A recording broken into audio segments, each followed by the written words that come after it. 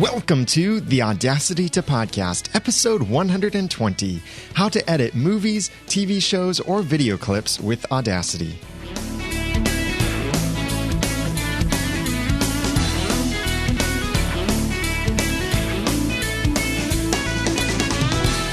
Thank you for joining me for the Audacity to Podcast. I'm Daniel J. Lewis, and this is a how-to podcast about podcasting and using Audacity.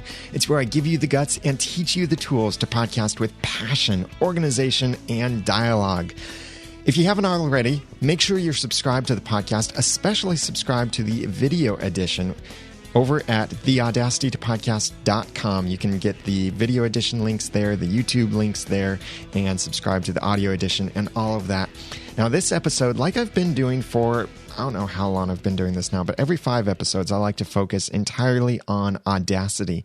And this episode, I'll be focusing on Audacity with a special editing technique that especially you podcasters who want to use sound clips from any kind of video will be most interested in this. Maybe you have a TV show fan podcast. Maybe you're reviewing movies. Maybe you just have videos off of YouTube or anything like that. If you have a video and you want to be able to use that in your audio podcast, there's a great way you can edit that video to get the audio using Audacity.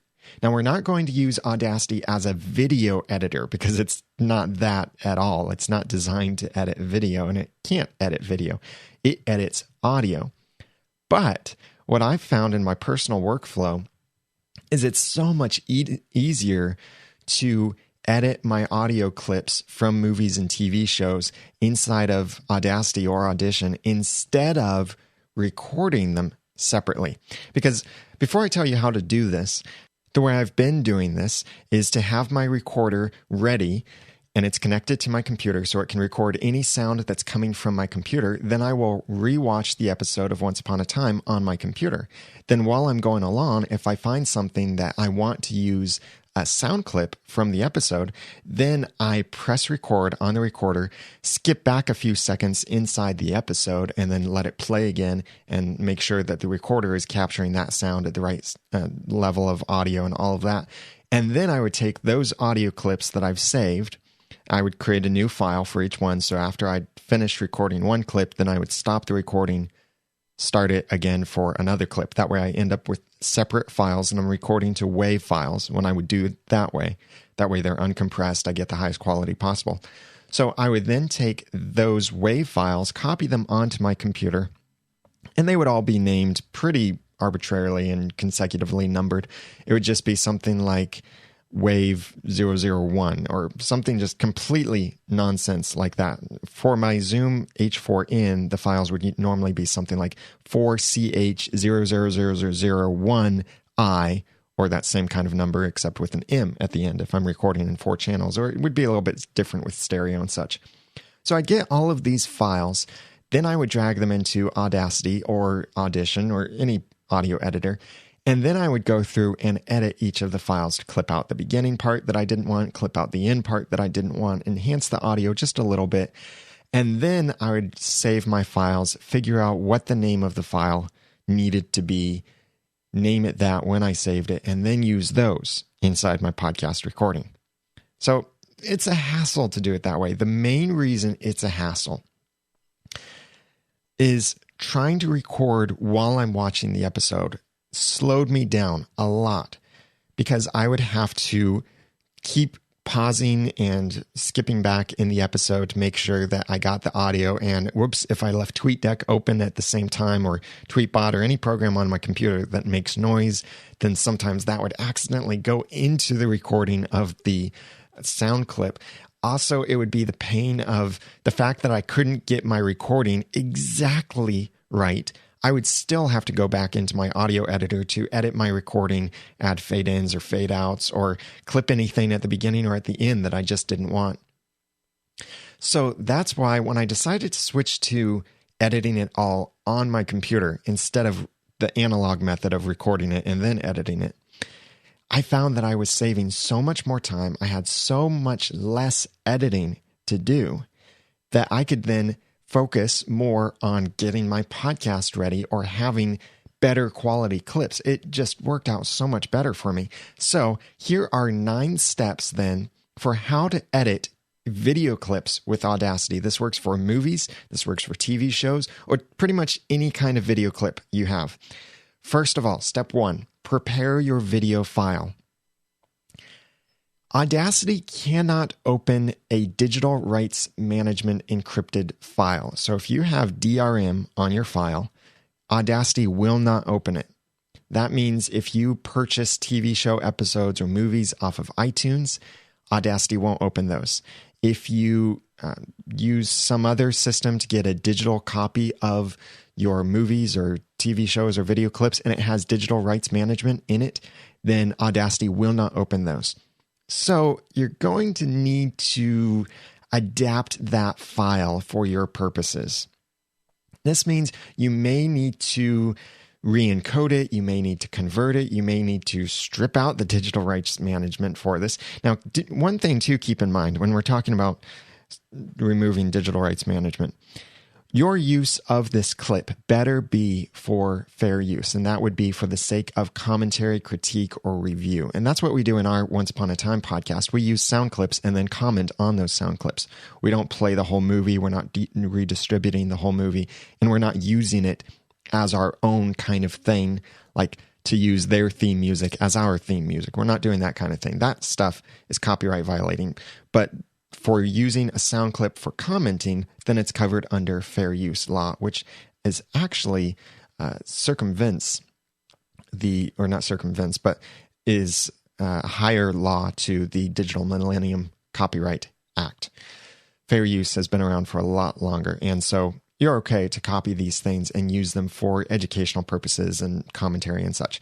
So prepare your video file, however that is. Maybe you buy a program that can convert your video files from iTunes purchases into something else. That's what I do. Maybe you use something that rips video off of DVDs, puts it on your computer into some format. Whatever the case, make sure that you've got your video file, and it can be the entire thing. So in the case of Once Upon a Time, I have about a 43-minute episode, 43-minute video, and that's what I'm going to use to make my sound clips. Next, step 2 is install the FFmpeg extension to Audacity. This is a special plugin that allows you to open and to import and export multiple formats, more formats than Audacity supports by default. Like some of the most interesting formats you can now do with the FFmpeg plugin is MP4 video. So what happens is when you install this and then restart Audacity, you'll be able to drag your video files into Audacity. So to install this, I'll have links in the show notes for the instructions about how to install FFmpeg into Audacity, but it's pretty easy. You just download the file and double-click it to install, or there might be a little bit more instructions depending on your platform, but it's the FFmpeg plugin. It is free, and it's available from Audacity's website, but I'll have a link directly to it in the show notes over at theaudacitytopodcast.com/120 if you want to check that out. And also, if you're interested in letting me know what you thought of the content in this episode, then you can go there to theaudacitytopodcast.com/120 and let me know what you thought of this and respond to this content. So once you have FFmpeg installed on your computer for Audacity, make sure you restart Audacity, and then you can open your DRM-free video inside of Audacity. This is step 3. Now, it's not so straightforward as going to the File menu and choosing Open. Instead, you would want to go to the File menu and choose Import, or just drag your file onto an Audacity window. You need a new Audacity project, and you can drag your MP4 video file onto the Audacity window. By the way, this is also a great way if you want to enhance the audio for videos you're producing and your video is saved in MP4 and you don't have a very good video editor that can edit the audio very well. This is a great way to do that once you have your video, drag it into Audacity. So now you've got your video in Audacity. It might take a little while to bring your audio side of your video into Audacity. For my 43-minute HD version of an Once Upon a Time episode, it took about 3 minutes on my computer. Your results will probably vary on that because longer videos, of course, take longer. So then you'll end up with a stereo version of the audio from your video. Now what you need to do, you could consider something in this process just to make it a little bit easier for you. In most of the videos that I've imported into Audacity, I would notice that the video audio comes in kind of quietly. So instead of hearing quiet audio the whole time inside of your Audacity project as you're trying to edit this, what you could consider doing would be normalize your audio. And just select all of it, normalize it all to maybe even to 0 or minus 0.1. And that will increase the volume all the way across the board, increases it equally. It doesn't even out your volume or mess up any of the fade-ins or fade-outs or anything like that. It's just a pretty much straight amplification of your audio to a certain level. So when you normalize it that way, it might be a little bit easier for you to hear in Audacity. But this is only for your convenience because later I'm going to tell you to normalize it again for the sake of usage. So whether you normalize this now or not, it's up to you. You could also consider converting it to mono if you want your computer to just behave a little bit more quickly or you're not concerned about stereo. Those are things you could do once you've opened your video inside of Audacity, but they're not things you have to do. I do them just because it makes it a little bit easier for me to edit, to find my clips, because I'm only working with a single track in mono, and that's how my episodes are published, is in mono. So then, that was step 3, open your video in Audacity. Step 4, find and select the audio you want by its timecode. Now, let's assume you're watching the movie or the TV show or the video separately to be able to find these spots that you want the audio from. So we'll say that I'm watching Once Upon a Time and I find a little audio bit at about 12 minutes. So then I come into Audacity, I've got my audio all there, and the 12 minutes in the video version will be the same 12-minute mark in the audio version. So I just go to that mark inside of Audacity, find it, and then I can start playing my audio from there.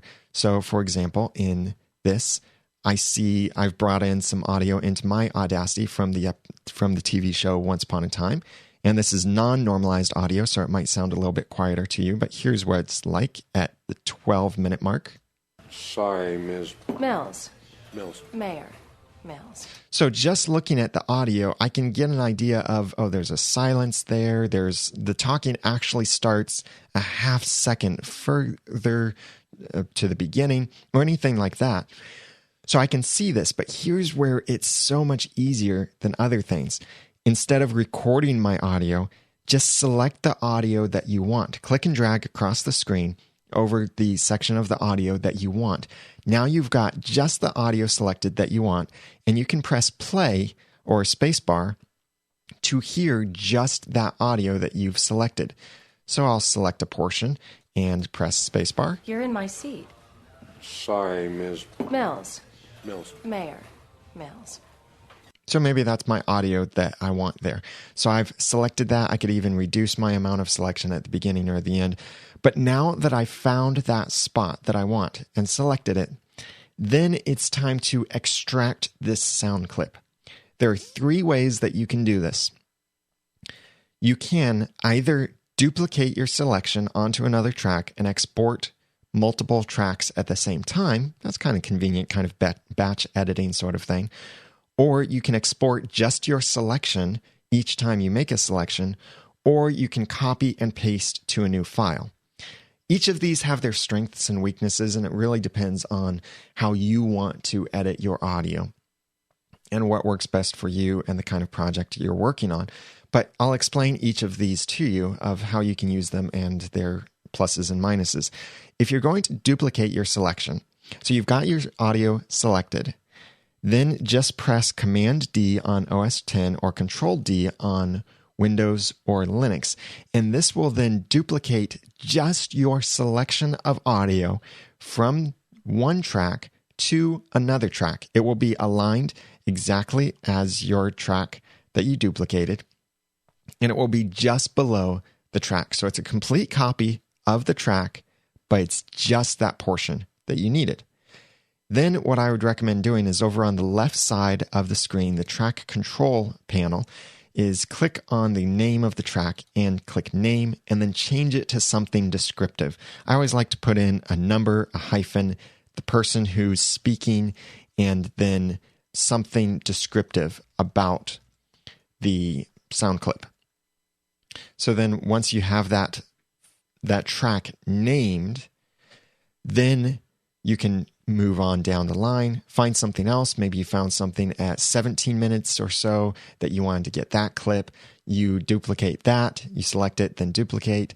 Then you find something at 24 minutes, select and duplicate. So do that as many times as you need. And you'll notice your project will quickly start getting crowded up with all of these tracks, that each track has a very short portion of audio in it somewhere in the track.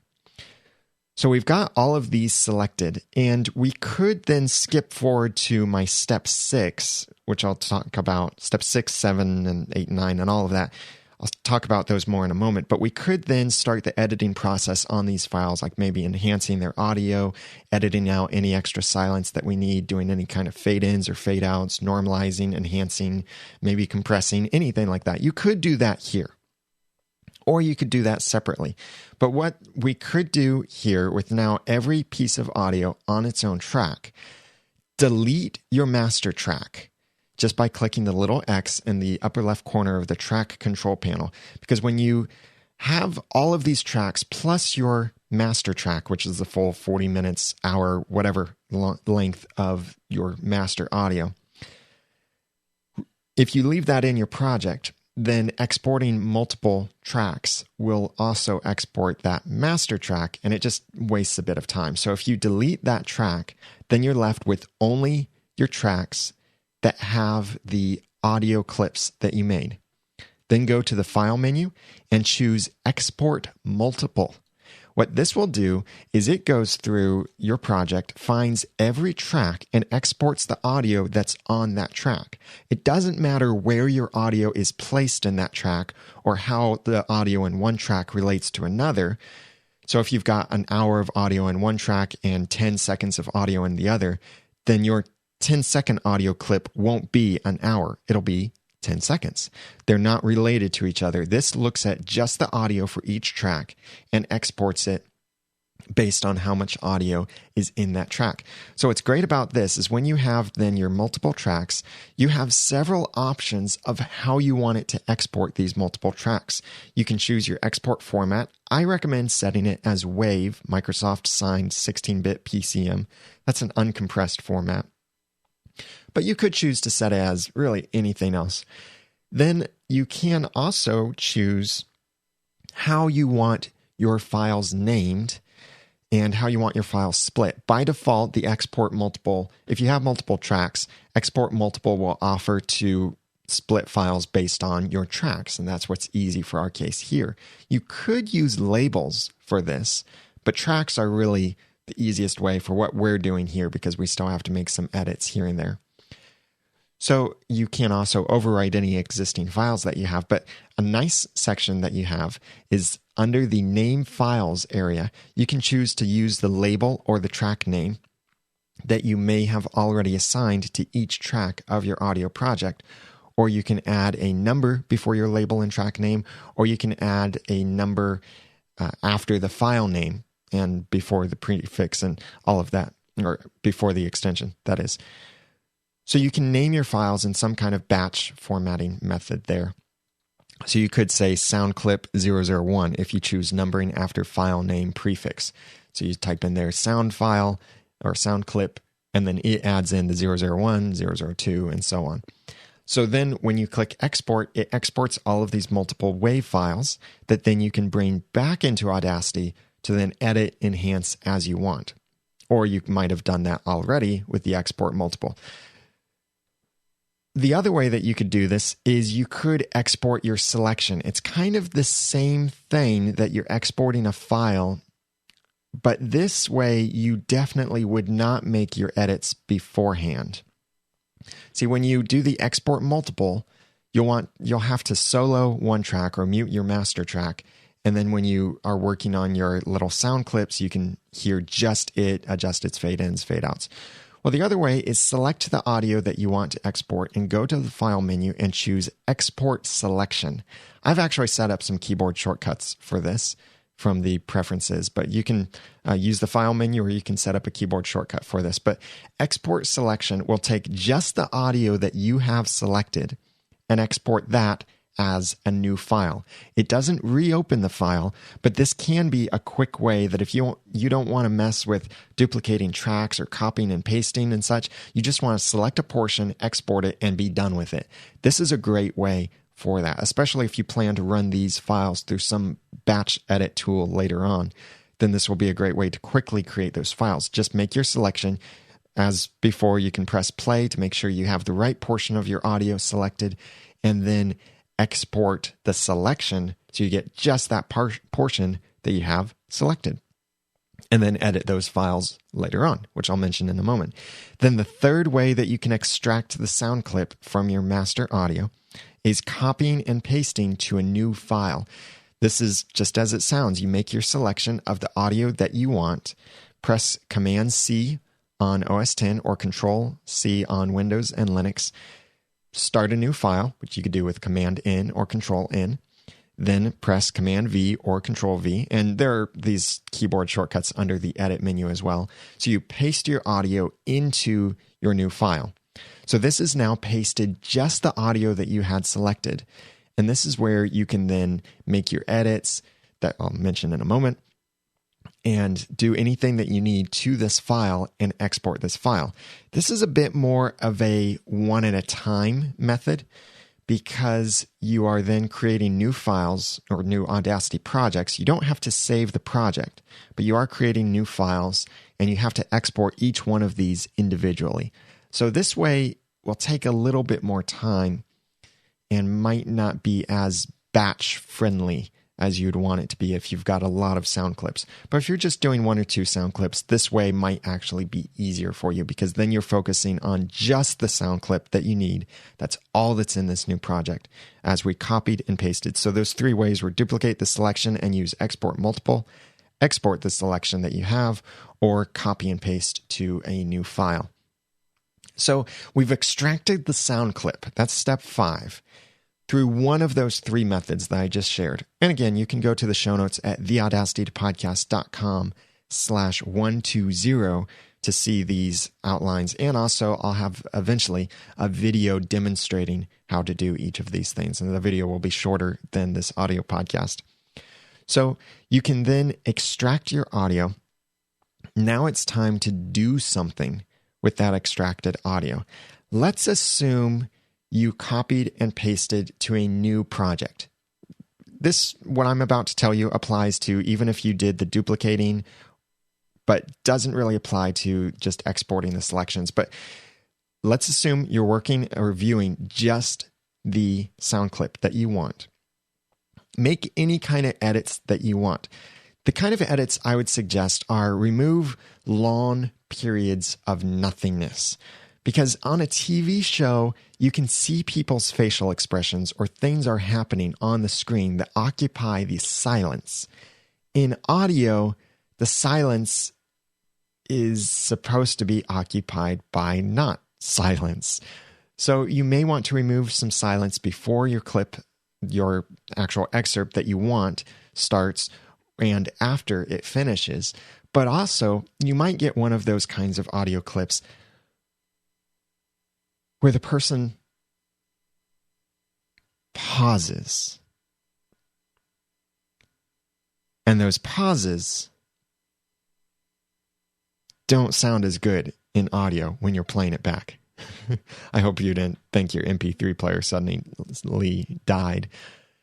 But you could edit out those pauses, and Audacity makes that really easy that you can just select the portion that you want to edit out and press the delete key, and it shifts everything over so it fills in that silence and just shifts everything over, and so you get to play your audio back. This can be a little bit of a rough edit sometimes when you have background music or background noise sometimes in your file, because you might be hearing the music go one direction and then suddenly cut, it goes in a different direction. But you can sometimes do some stuff there, like you can start splitting into a multi-track editing workflow and then do some crossfades and all of that, or just make a simple cut. It's up to you how you want this to be. But edit your file then to what you need it to be. I would recommend leave about half a second to a second of something at the beginning and end of your file before the speaking starts that you want to use. Now, if you're using music, then you don't have to worry about this kind of editing of something before your music starts, because the music is the audio, so that's fine. But I'm talking about leave a little bit of the ambiance sound in there, half a second to a second, because it gives, in my opinion, it gives the listener then the chance for their brain to kind of focus differently on a different kind of audio clip instead of just boom, here's the audio and that's it. It's more of a setup slightly.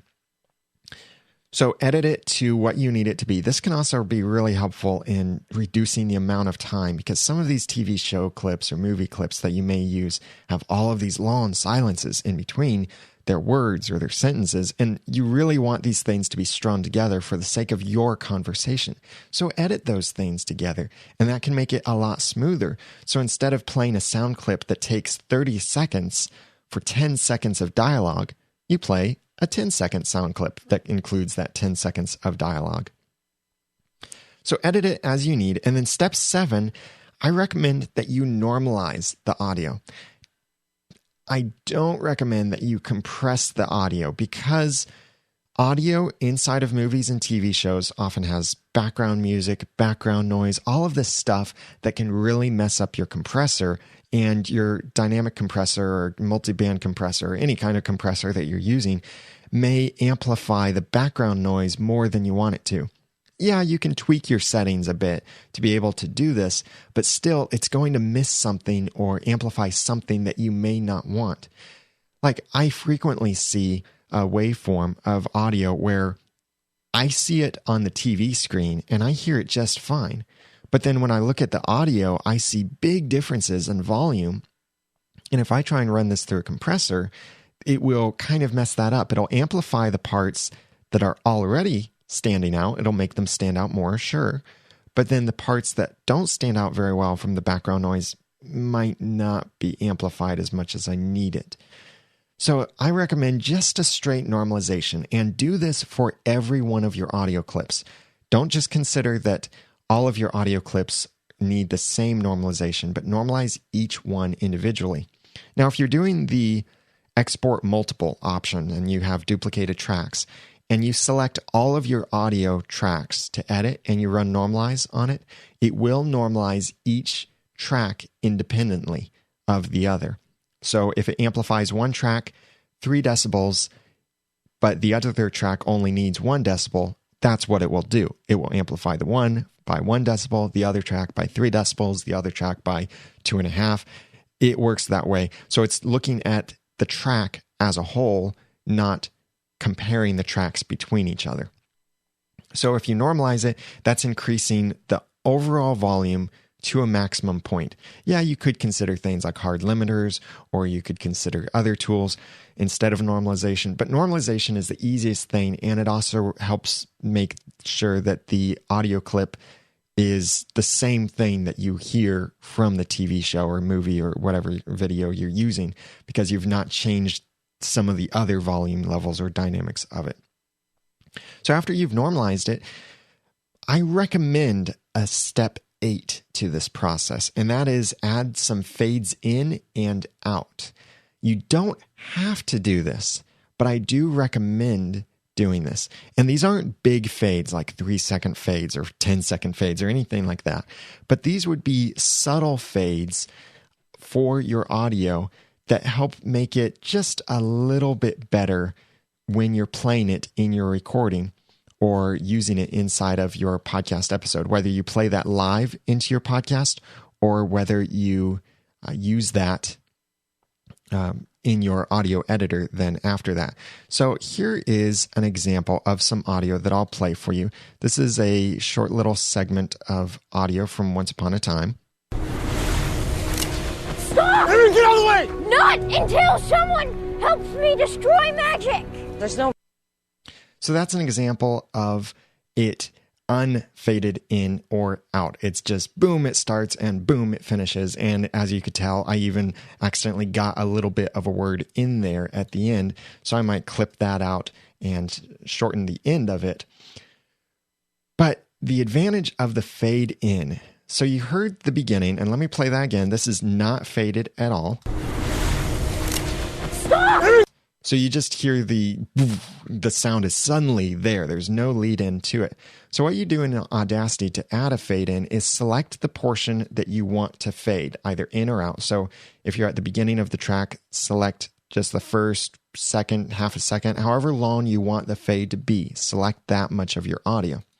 Then go to the Effect menu, and there are basic options for fade in and fade out.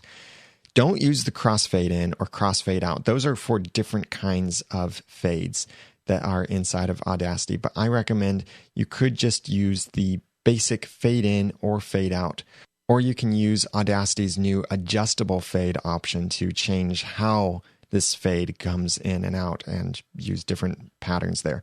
But the basic Effect menu, fade in or fade out works great for you. So here it is, unfaded in. Stop! So you almost hear a click when it starts because it's just suddenly starting. Well, here it is now. I've selected about a second of this noise before the audio, and I chose fade in. Now, here it is, faded in. Stop! Get out of the way! Not until someone helps Here comes me the end. destroy magic!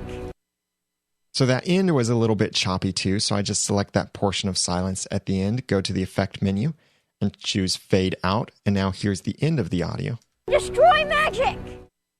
So it now sounds a whole lot better because it smoothly fades in and smoothly fades out. And these aren't long fades.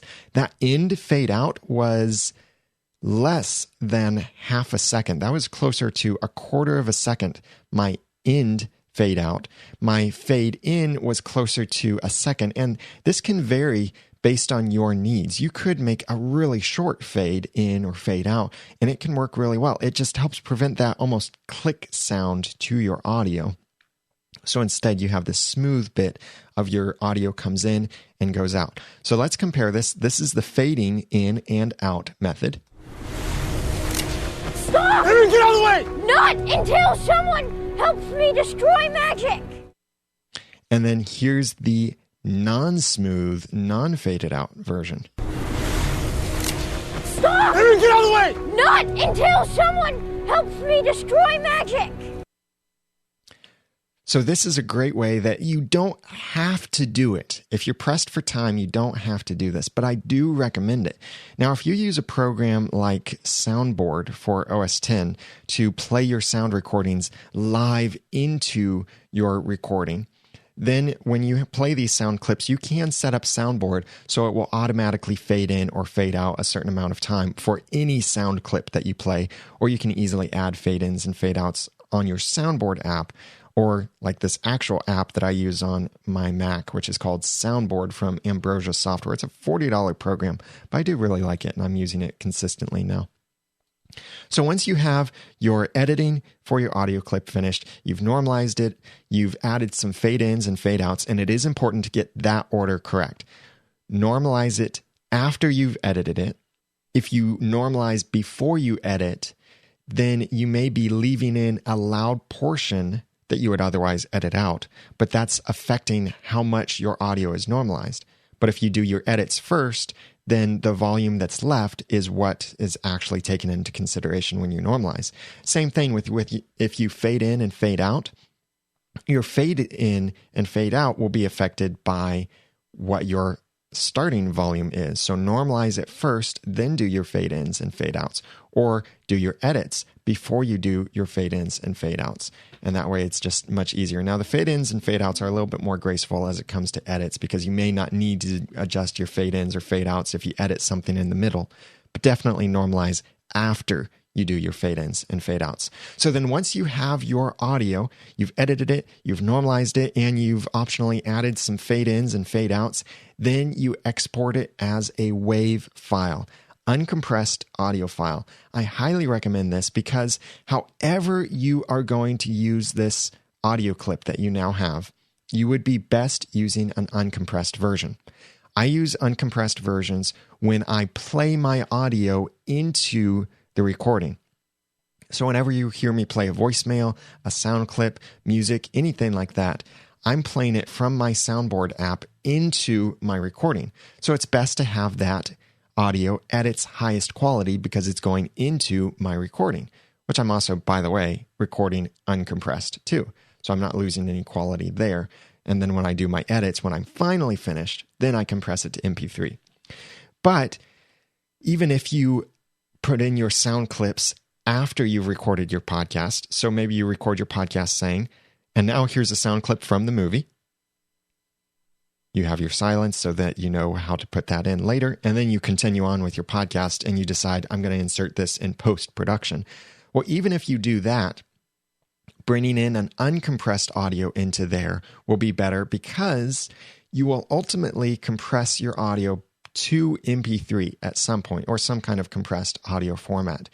If you do that, then it compresses all of the audio that's there, including any sound clips, which if the sound clips were also MP3 or were compressed, then you're recompressing already compressed information and you lose more sound quality.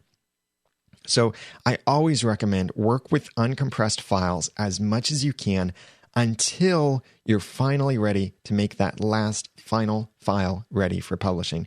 Then that can be your MP3. But everything else along the way, I recommend that it be uncompressed audio.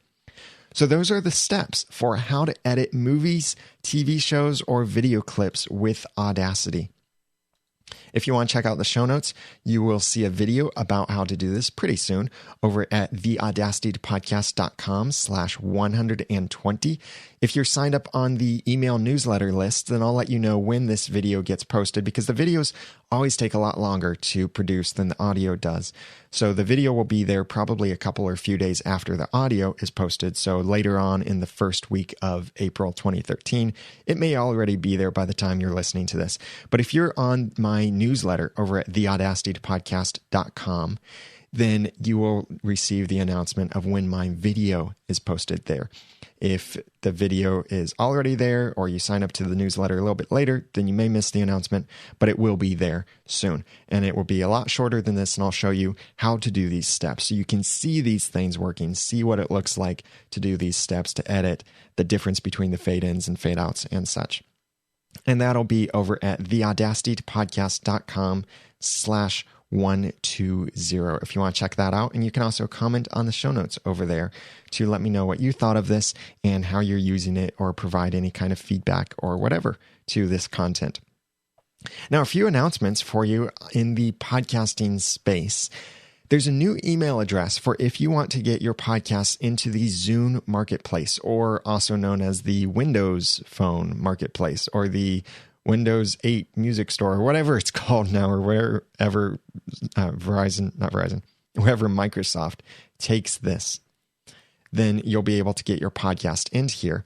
And that is, you're still emailing Rob Greenlee. He personally handles these requests. But if you need to update something about your podcast listing in the Zune and Windows Phone area, or you want to submit a new podcast, just email this new address, podcasts, that's with an S at the end, at Microsoft.com. So that's PODCASTS at MICROSOFT.com. Podcasts at Microsoft.com.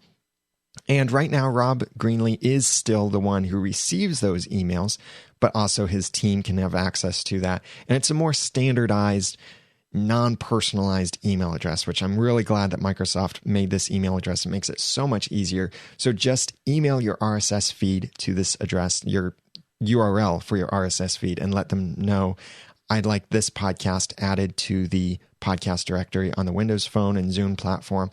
Or you can say, if you've updated something like your podcast cover art or your description or anything like that, want to switch your RSS feeds, which I recently did all of those. I updated my description, updated my podcast cover arts, updated, I think, a couple of the titles, just adding some keywords in there, and updated my RSS feed addresses. So I just emailed podcasts@microsoft.com and let them know what changed. So just telling them these addresses, these podcasts are already here, but please change the feed address to this. Please update the podcast cover art. Please update the description, all of that. And they'll pull that from your RSS feed into their store. So that's podcasts@microsoft.com. And I'll have that email address in the show notes as well over at theaudacitypodcast.com/120. Or I'll have a blog post specifically about this very soon.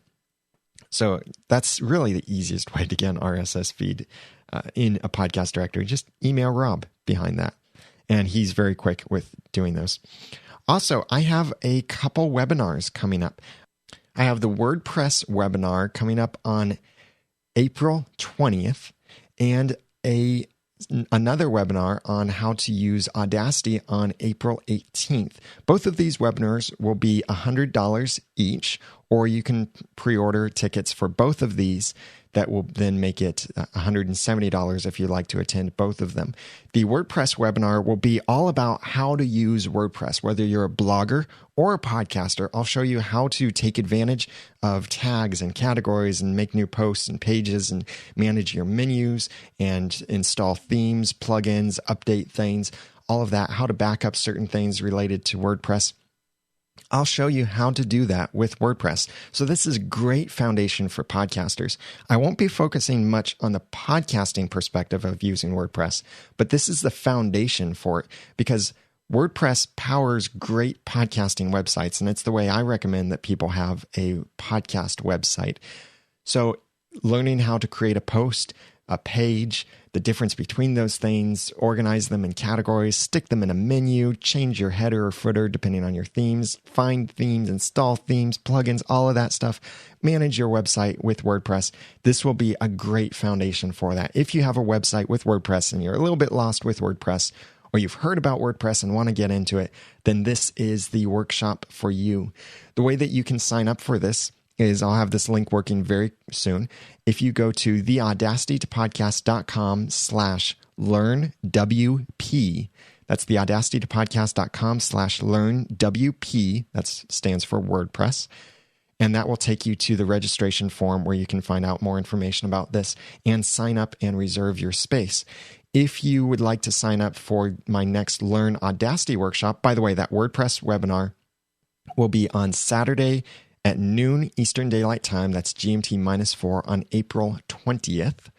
And it will not be sold after the fact. But if you sign up for it and can't make it to the actual live webinar, you will still receive a recording of the webinar.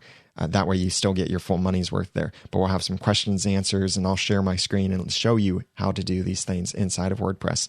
And then on May 18th is another Learn Audacity webinar at noon Eastern Daylight Time. That's GMT -4. And you can sign up for that at learnaudacity.com. I'll have that page updated very soon for the new dates for the Learn Audacity webinar on May 18th. And both of these, like I said, are $100 each, or you can order both for $175. Now, if you'd like to reserve your seat for both, then please email me first because I need to give you a certain discount coupon or a certain link that will then register you for both things. And you can email me feedback@theaudacitypodcast.com. And that's the same email address that you can use for if you have any Audacity questions, podcasting questions, anything that I can help you understand inside of WordPress or podcasting or PowerPress or Adobe Audition or anything related to podcasting. Email me your questions or send in your questions. You can email written or recorded feedback, even video, to feedback@theaudacitypodcast.com. You can also call and leave a voicemail at 903-231-2221 or go out to theaudacitypodcast.com and click on the send a voice message link. And that also works on your iOS devices, iPads, iPhones, iPod Touches. And then you can record your message right from your device and send it straight to me. And I will look at recording a podcast specifically answering your questions or exploring that in a much bigger, broader topic and really cover thoroughly as you've come to know and love in the Audacity to Podcast. Check out the show notes for this episode at theaudacitytopodcast.com/120. Make sure you're signed up for the email newsletter where I send out podcasting tips and announcements of certain important things like the video for this episode or upcoming webinars, and especially focusing on podcasting tips and also asking you questions about what you'd like to learn about podcasting. Sign up for the webinars at theaudacitypodcast.com/learnwp for the WordPress webinar, or go to learnaudacity.com for the Audacity webinar. And I'd love to have you a part of this. We had a lot of fun last time, and I look forward to having you part of it too coming up. And you can follow me on Twitter at @TheRamenNoodle. Now that I've given you some of the guts and taught you some of the tools, it's time for you to go podcast with passion, organization, and dialogue. I'm Daniel J. Lewis. Thank you for listening.